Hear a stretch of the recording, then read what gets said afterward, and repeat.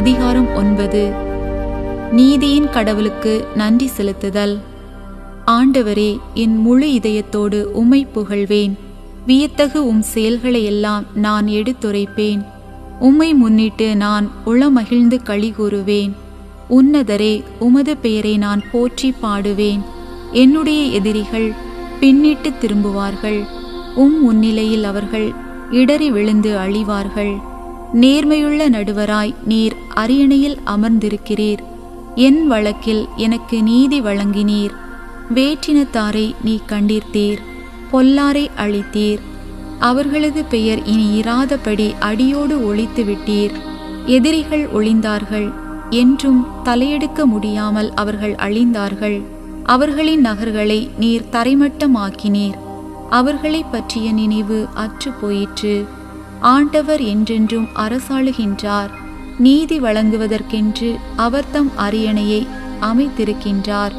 உலகிற்கு அவர் நீதியான தீர்ப்பு வழங்குவார். மக்களினத்தாருக்கு நேர்மையான தீர்ப்பு கூறுவார். ஒடுக்கப்பட்டோருக்கு ஆண்டவரே அடைக்கலமாவார்.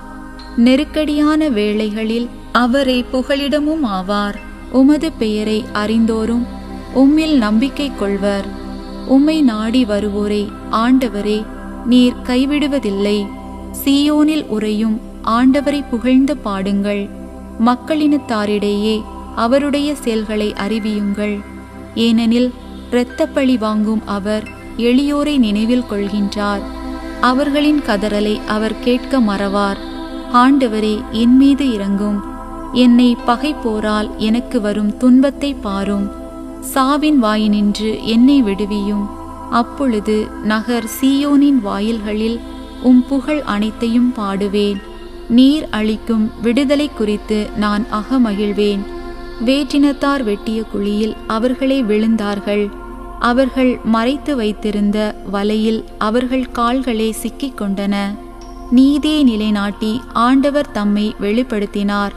தாம் செய்த செயலில் பொல்லார் சிக்கிக் கொண்டனர். பொல்லார் பாதாளத்திற்கே செல்வர். கடவுளை மறக்கும் வேற்றினத்தார் எல்லாரும் அங்கே செல்வர். வறியவரோ என்றுமே மறக்கப்படுவதில்லை.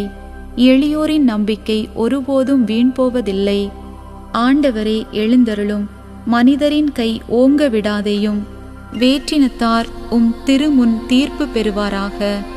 ஆண்டவரே, அவர்களை நீர் திகிலடைய செய்வீராக. தாம் வெறும் மனிதரே என்பதை வேற்றினத்தார் உணர செய்வீராக.